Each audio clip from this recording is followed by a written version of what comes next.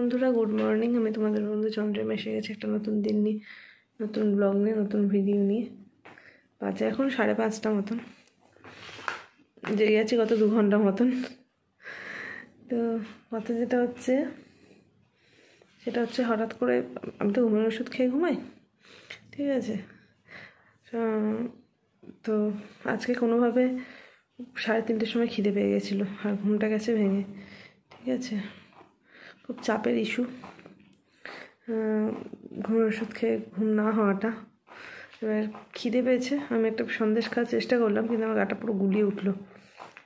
কিছুই খাওয়া হলো না। গরমকালে রাত হলে এনার্জি নিয়ে অনেক কিছু বানানো যায়, এটা শীতকালে সম্ভব হয় না। তবে আমি উঠে সেখান থেকে শুনলাম, মানে আমাদের যে ডাইনিংটা আছে, মশা নেই। গত 2 ঘন্টা আমি একটা মশা পেয়েছি। তো যাই হোক, কিন্তু আমার খিদেটা তো কিছুতেই কমলো না, যে কারণে ঘুমটাও এলো না। এবার এর এফেক্টটা কালকে সারাদিন ধরে চলবে। কিন্তু আর এমন একটা টাইম না, রাতের ঘুমটা খুব দরকার। যদি আমি একা হতাম তাহলে একটা অন্য ব্যাপার ছিল, কিন্তু এখন তো আমার খাওয়া, ঘুম, ভালো থাকা, মন্দ থাকা সব কিছুর সাথে আরও একজন জড়িয়ে আছে। মানে আমি না চাইলেও সে জড়িয়ে আছে, তো জড়িয়ে থাকে। তো সেই কারণে ভালোই হলো একদিক দিয়ে, সকালবেলা ভোরবেলাটা দেখতে পেলাম। কিন্তু শীতকাল, বাইরে বেরিয়েও ভোরবেলা দেখার উপায় আমার নেই। খিদে তো আমার খুব জোর পেয়েই যাচ্ছে, কিন্তু বুঝে উঠতে পারছি না কী খাবো। সামনে একটা কেকের বাক্স দেখতে পাচ্ছি, কিন্তু প্রতিদেব বলছে ওই কেকটার মধ্যে টুটি ফুটি দেওয়া আছে, ও ভুল করে নিয়ে ফেলেছে, যেন আমি এই কেকটা না খাই। ভালো লাগছে না এখন। এরপর আস্তে আস্তে বমি পাওয়া শুরু হচ্ছে। তো চলো, আগামীকাল সানডে গেল মনে হচ্ছে স্পয়েল হয়ে সানডে। যাই হোক, কেমন কাটাই বাকি দিনটা তোমাদের সাথে শেয়ার করব। আসছি। প্রতিদেব দেখলো ঘুম থেকে, ওর হঠাৎ করে ঘুমটা ভেঙে গেছে। 5:30 পৌনে 6টায় দেখছে যে আমি বসে আছি, যে কী হয়েছে, আমার খিদে পেয়েছে। আমি বললো ছাতু খাবে, বললো হ্যাঁ ছাতু খাবো, ছাতু গুলে দাও। আমার না নিজে ছাতুটা গুলে খেতে ইচ্ছে করছিল না। উঠে মা আমাকে ম্যাগি বানিয়ে দিল। চলো, বললাম কষ্ট করে ম্যাগি বানাতে হবে না, কিন্তু সে বানিয়ে দেবেই। জল বসিয়ে দিয়েছে, এখন খাই। এখন বাজে ভোর 6:20, আমি ম্যাগি খাচ্ছি। এখন বাজে 10টা মতন। আমার মেয়ে ঘুম থেকে উঠে গেছে, উঠেই গেছে বাবার সাথে ছাদে। আজকে রবিবার। দেখো, এটা তো আমাদের বড়ো ছাদটা, এটা আমাদের ছোটো ছাদটা। আর এই যে উঠোনটা আমি এইদিকে মুছে নিয়েছি, এই পার্টটা পুরোটা ভিজে ভিজে করে মুছে নিই। রোদ্দুরে তেমন তেজ নেই। এবার ওই জলটা একটু কানার দিয়ে সরিয়ে দিতে হবে শুধু। স্নান সেরে আমার গোপুসোনাকে পুজো দিয়ে দিলাম। কি মিষ্টি লাগছে না আজকে আমার গোপুসোনাকে দেখতে। তো যাই হোক, আর এই যে গোপুসোনাকে আজকে একটু নলেন গুঁড়ে সন্দেশ খাওয়ালাম। তো চলো, এখন যেটা করছি সেটা হচ্ছে, আমার বুবলাইকে মাঝখানে একবার ঘুম পাড়ানোর চেষ্টা চলেছিল, রুমটা দেখলেই বুঝতে পারবে, কিন্তু সে তো ঘুমায়নি। এখন যাচ্ছি আজকে প্রতিদেব বাড়িতে। প্রতিদেব একটু মাছ নিয়েছে, কিন্তু মাছের গন্ধে এখন খুব কষ্ট হচ্ছে আমার। ওই জন্য মাছটা প্রতিদেব করবে, পরে করবে। পিসিকে বললো পিসি মাছটা আমি করবো। বেচারা চিংড়িটা আমার জন্য নিয়েছিল। চিংড়িটা আমি খেতে পাচ্ছি, কিন্তু এই 2 দিন দেখছি রাত্রিবেলা একটু নিঃশ্বাস নিতে সমস্যা হচ্ছে, যে কারণে চিংড়িটার রিস্কটা নিলাম না খাওয়ার। তাই বলতে পারছি না প্রতিদিন বানানোর পর খেয়ে ফেলবো কিনা। আর যাই হোক, এই যে এখানে দেখো আম, কি অল্প আম বসিয়ে দিয়েছি। প্রতিদেবকে একটু চাটনি বানিয়ে দিই, আমার হাতের চাটনি খেতেও খুব ভালোবাসে। প্রায় 1 সপ্তাহ পর আমি ছাদে এলাম। সঙ্গে এসছে আমার এই যে ছানা, হাতে করে বালিশটা ঠিক নিয়েছে। ও না কিছুতেই জানি না কেন এই বালিশটা কভার পরাতে দিচ্ছে না, কভার পরিয়ে রাখতে দিচ্ছে না। বিভিন্ন কভার পরিয়ে দিচ্ছি, কোনো কভারই রাখতে দিচ্ছে না। জামা কাপড় রয়েছে আজকে অনেকদিন পর, এই 1 দিন পর রোদ্দুর উঠেছে, তো বুবলারগুলোই শুকাচ্ছে আপাতত। আমার মেয়ে কেমন এখানে শুয়ে আছে দেখো, মাদুরটা বেঁধে দিয়েছে, টপ করে শুয়ে পড়েছে। ও বুবলা, নিচে যাবে না? আজকে প্রতিদেবকে বললাম এবেলার চিকেন এলো না, মানে আমাকে একটু তুমি আমি ডিমের ঝাল খাবো। ও দেখো আমার জন্য ডিমের পোচ করে ডিমের ঝাল বানিয়ে দিয়েছে পিসি। এই যে মুসুর ডালটা আমার জন্য পিসি ম্যান্ডেটরি রোজ করে। আর এই যে আমি একটু চাটনি বানিয়েছি, এখানে রয়েছে স্যালাড, মিক্স, আর কিছু মেনু তৈরি হয়ে গেছে। দেখি এখানে কী আছে, এটা চিংড়ি, হলুদ চিংড়ি, ঠিক আছে, আমার একটুখানি দেবে। হ্যাঁ দেখেছো, আমি চিংড়ি দেখা লোভ সামলাতে পারলাম না। আর এই যে ভাত, দাঁড়াও চিংড়িটা আরেকবার দেখাই। এটা কিন্তু আমার প্রতিদেবের বানানো। হ্যাঁ এটা তো বানিয়েছো, ডিমের পোচ করে ডিমের ছাল। চলো আজকে পুরো মেনু জমে ক্ষীর। এটা পিসি বাটি খাটিও দিয়ে দিয়েছে। আর ওই যে আমার ছানা। রবিবার সন্ধে একটু পিসি কফি বানিয়ে দিল।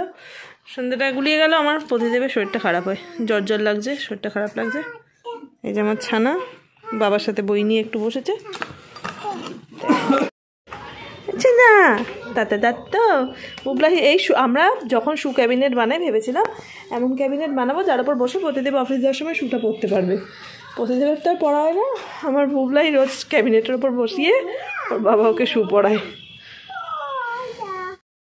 প্রতিদেব বুবলাইকে নিয়ে একটু বেরোনোর পর বিছানাটা পরিষ্কার করে নিলাম একবার, নিয়ে ঘরটাও একটু ঝাড় দিয়ে দিয়েছি। আমার এই গদিটায় না নতুন করে কাপড় লাগিয়ে ঠিক করতে হবে। এখানে একটা জলের বোতল রেডি করে রাখি, চাপাটাও রেডি আছে। হাত পায়ের তলায় তেল মালিশ করলাম, তারপরে ওর একটু মোমো খেতে ইচ্ছে করছে। ওই জন্য এবার আমার এমন শরীরের অবস্থা, আমি তো আর দোকান যেতে মানে পারবো না, যে কারণে ওকেই বেরোতে হলো। তো যাই হোক, এখন কথা যেটা হচ্ছে, আর ও এলেই ওকে বলবো খেয়ে নিয়ে এখন এরা পাইরেজেসিক দিয়ে বলবো শুয়ে পড়ো। আর বুবলাইও এসে একটু ওই যাতে স্টিকার বুক নিয়ে ব্যস্ত থাকে, স্টিকার বুকটা বাইরেই ছিল, বাইরেই রাখলাম। তো চলো আসছি। তো চুলটা একটু বেঁধে নিলাম। আর মনটা এত খারাপ লাগছে না, প্রতিদেবের শরীরটা খারাপ। আর তারপর আমার তুতুল সুইটসটারও খুব জ্বর। তুতুল সুইটসের অ্যাকচুয়াল ব্যাপারটা কি, ওর ইমিউনিটি পাওয়ারটা এত কম না, যে কোনো ঠান্ডা লাগা বা যা হোক কিছু ওকে খুব তাড়াতাড়ি অ্যাটাক করে। আর প্রত্যেক মাসে ওর একটা জ্বর বাঁধা ধরা। আর ওর তো জ্বর এলেই মানে 102-3 টেম্পারেচার উঠে যায়। ওকে 100 মানে 100 টেম্পারেচার হলেই ওষুধ দিয়ে দেওয়া হয়। তাও সন্ধ্যেবেলা শুনলাম যে একবার 103 হয়ে গেছিলো। ঠিক আছে, মনটা এত খারাপ লাগে। আর 3 দিনের আগে তো কোনো অ্যান্টিবায়োটিক শুরুও করা যাবে না, ছোটো বাচ্চা, বারবার অ্যান্টিবায়োটিক কোর্স করানোটাও তো ঠিক না। তা যাই হোক, আসলে তুতুল সুইটস না মানে এমনিই কথায় আছে মায়ের চেয়ে মাসির দরদ বেশি। ঠিক আছে, তো তুতুল আমার সেই জায়গাতে। আর আমি কনসিভ করার পর, তুতুল তো বুবলাইয়ের থেকে 4 মাসের বড়। তো আমি কনসিভ করার পর আমার কোলে প্রথম মানে ফুটফুটে সন্তান এসেছিলো বলতে, মানে যখন বুবলাইকে 5 মাস মানে আমার ভেতরে আর কি, তখন আমার তুতুল হয়। তো ওই যে একটা ফিলিংস, মানে ওর সাথে ওই জন্য যেন অ্যাটাচমেন্টটা আরও বেশি। আর ওর কোনো শরীর খারাপ হলে আমার যে দূরে, আমি সঙ্গে সঙ্গে ওর কাছে দৌড়ে যেতে পারি না। আর এই দূরে বসে যে আমার কীরকম কাটে সে শুধু ভগবান জানে আর আমি জানি কীরকম আমার হয় আর কি। কিছুই করতে পারি না মেয়েটার জন্য গিয়ে, শুধু ভিডিও কলে দেখা ছাড়া কোনো উপায় নেই। আর অত ছটফটে দুরন্ত বাচ্চাটা, ওর জ্বর হলে পুরো শান্ত চুপচাপ হয়ে শুয়ে থাকবে। আর কি অদ্ভুতভাবে ওর তুতুলের লুকটা তো তোমরা দেখেছো, একটু ইনোসেন্ট টাইপের। আর কি আরও যেন কীরমভাবে তাকিয়ে থাকে, ভালো লাগে না। আর তারপর কালকে আবার বুবলাইয়ের ইউরিন ধরে কলকাতায় ল্যাবে পাঠাতে হবে। বুবলাতে হিসু বলতে পারে না, টয়লেট পেলে বলতে পারে না, কি করে সেইটা আমি মানে ওর ইউরিনটা কালেক্ট করব, আর করে সেটা আবার 2 ঘন্টার মধ্যে ল্যাবে মানে কলকাতায় পাঠাতে হবে, এখানে না কলকাতায়। প্রতিদেব অফিস যাওয়ার আগে যে করেই হোক কালকে মানে ইউরিনটা কালেক্ট করতে হবে, কেননা নইলে ওর মেডিসিন শুরু করতে পারছি না। ডক্টর বলেছেন যে আগে ওর ইউরিনটা নিয়ে মানে কালেক্ট করতে, ল্যাবে পাঠাতে, আর তারপর ওর মেডিসিনটা শুরু করতে।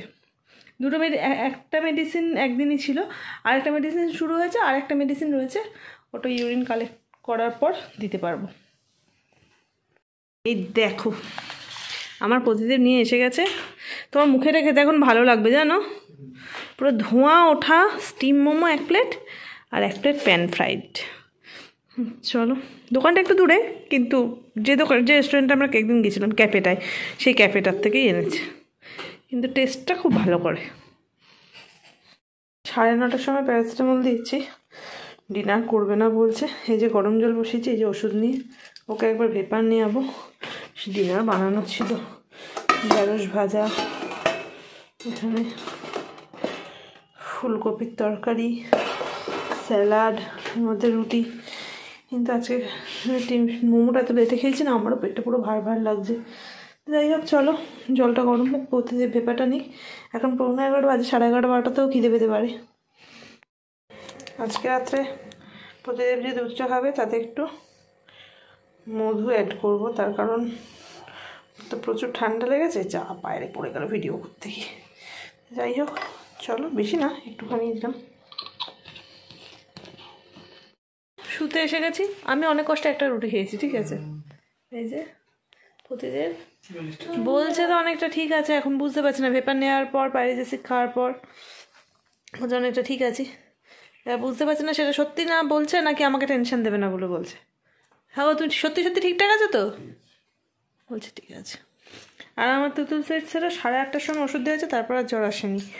তো যাই হোক, সবাই প্রে করো আমার কাছের মানুষগুলো একটু সুস্থ থাকুক, কারণ আমার এই সময়টা ওদের শরীর খারাপ দেখলে আমি আরও অদ্ভুত মতন ইয়ের মধ্যে পড়ে যাচ্ছি। যাই হোক, তো চলো আজকের ভিডিওটা এখানেই শেষ করছি। পরবর্তী ভিডিও আসা পর্যন্ত তোমরা সবাই ভালো থেকো, সুস্থ থেকো, হাসতে থাকো। খুব তাড়াতাড়ি দেখা হচ্ছে পরের ভিডিওতে। টাটা।